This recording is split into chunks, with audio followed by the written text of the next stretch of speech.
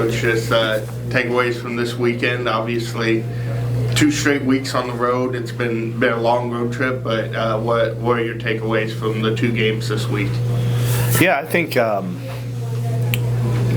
you look at us statistically, we were much improved offensively, which is something we've been trying to work for and all that. Specifically, you look at the Hayes game, and a team that at our place had stymied us and held us to 39 points, and then we're pretty efficient against them and get to 65. So felt better about that. In the flip side of that, though, we're also giving up more points per game than we had early in the year, and so a little bit of that. Step forward, step back. We got to stay solid in things that as we make marks and try to go fix other things. So I think that came to fruition a little bit on the road, and winning any game is hard, and winning league games on the road is especially difficult. And, a couple plays there where we made it even tougher on ourselves. So encouraged at times, and in probably stretches now. But still trying to figure out how to put a full 40 together to get results that we're looking for. Yeah, you mentioned just their offense going forward, defense maybe a little step back, but so you kind of see that it's all there. It's just about, like you said, putting that full 40 and both sides of the ball together there. Yeah, and the other thing that is obvious is our starts have just been horrendous. Maybe in every single game except for one. I think it's been an 8 to 10 point deficit out of the gate before we get fired up, and we've talked about it and switched up some lineups and switched up some pre-practice stuff and just haven't figured out how to get it going. But for a team that's struggling to then play from behind is especially difficult as well. So not a lack of anything to work on, and especially facing a couple of really tough opponents again here this week. Are going to require us to be at our best. Marcus, we talked about kind of the games individually, but when you look back at kind of your season, you got thrown right into it. We haven't seen that often in this program, somebody being thrown right into the grind like you have been. Just kind of talk about what you've learned so far this first, whatever it is, a little over halfway through the season now. I've learned a lot. Like looking back at it, even in preseason, it baffles my mind because I thought I knew a lot about basketball, but then you get here and you're like, I got seniors telling me, you got to do this, you got to do that, which has been really helpful. The defensive side, I'm still trying to get better at, just getting through ball screens, all that stuff. But Byron's helped me out a lot with all that, and especially Blake. But it's been pretty crazy. I'm still trying to learn, especially when we get on the road. It's tough, but you just got to battle through it.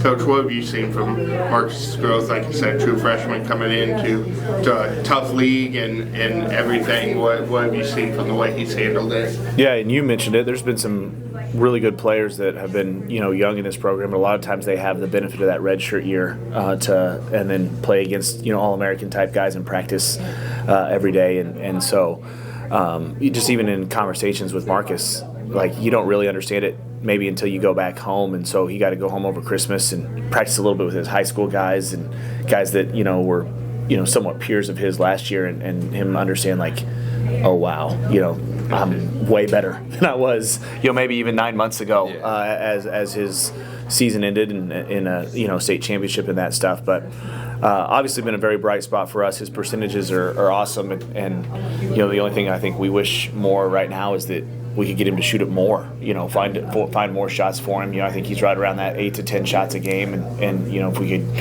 get that up, and even if at the expense of maybe bringing his percentages down, a little bit. But a guy that has a knack for scoring, we know that, and beyond even where I've been,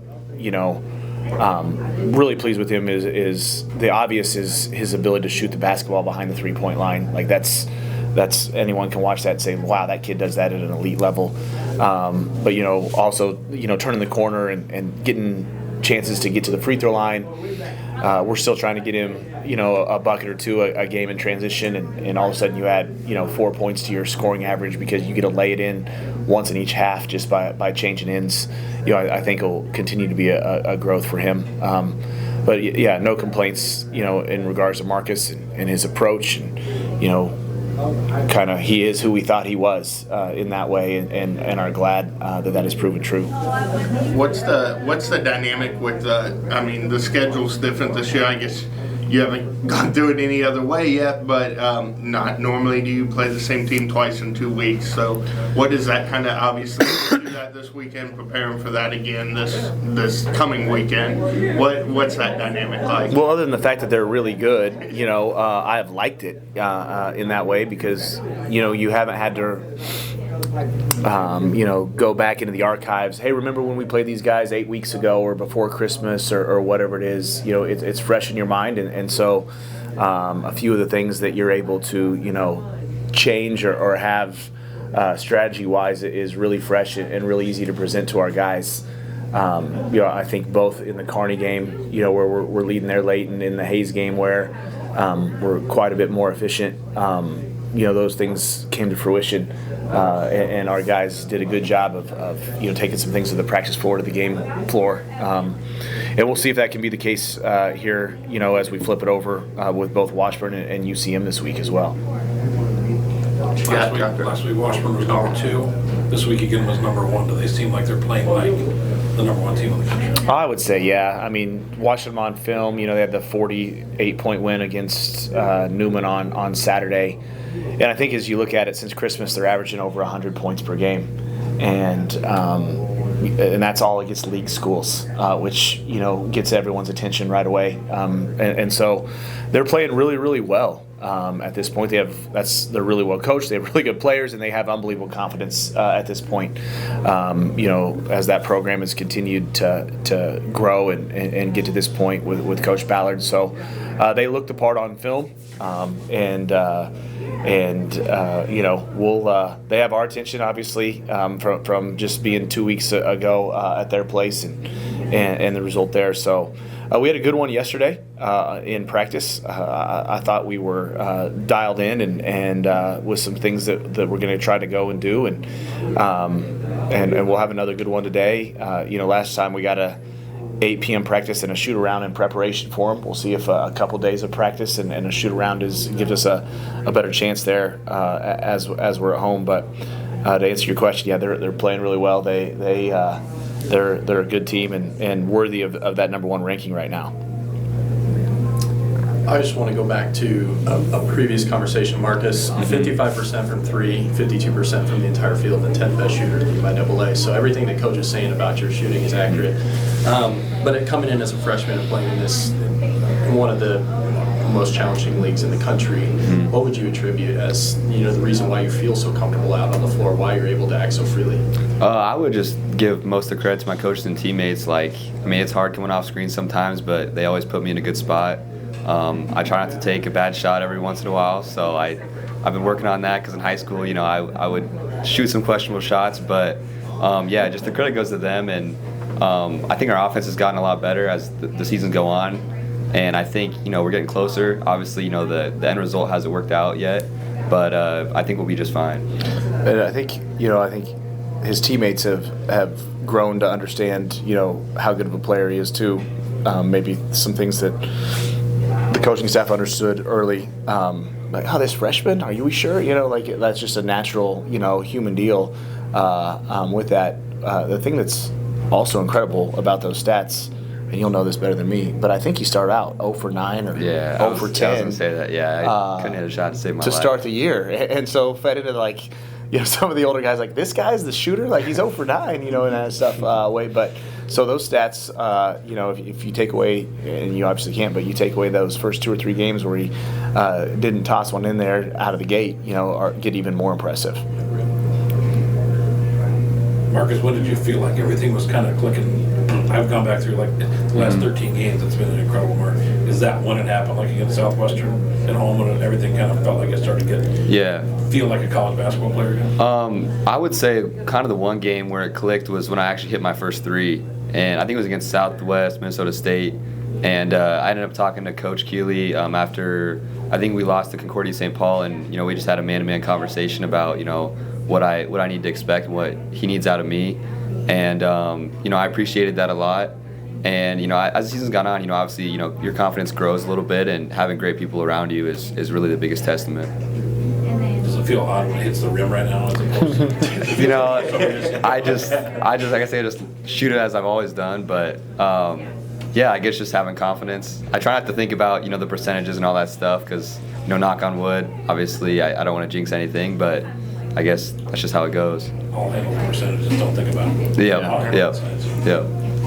It's been fun with Marcus, just because like each team tells a story of a journey, and you don't know how the endings of any of those are going to go when you start. And we're kind of winding this one's down here, and we're the last half of conference, and battling to get in the conference tournament here, and then it kind of starts over with it all, and that's true of each individual too. You get to tell a journey with each guy that comes into your program, and is this kid going to end up being an all-conference kid or an all-American kid, or is he going to start and what is his story on the floor or off the floor? But the cool part of Marcus's story, here as it pertains is he was the first official commit, after I was the coach, and he, obviously committed to the program, and then, shuffling of the coaches, decided, hey, I'm going to try to check this out again, but coming back on board, and one of those ones that, I remember who the first guy that committed to us when we were out in Arizona. I remember the first kid that committed to us, when I was full-time, back at Mid-America, and Marcus, in a program where you don't get to be the first to a lot because of the great history of this, will always be the first guy that committed to our program once there was the new coaching staff and stuff like that. So it's been fun just to see that journey as it has pertained now, but even more exciting to think about, man, where's this going to go? And we're sitting over there having lunch, and hey, what does the game look like on Wednesday? What does practice look like today? What does it look like for us this summer? What does it look like for us next year? And you don't know. And we had a quote earlier this year on toughness, and man, toughness is showing up every day, being who you are inside of your character and integrity without knowing what the result's going to be. Like, it's really easy if we know it pays off and we get to win 20 and cut down nets and stuff like that. That's not that hard to do. It's difficult for our group right now to do that, and we can maintain our character and our integrity when we don't know, or it hasn't gone the way that we've envisioned. And so the challenge to continue to be tough, continue to be who we are, who we were yesterday, who we are today, who we're tomorrow, despite the results.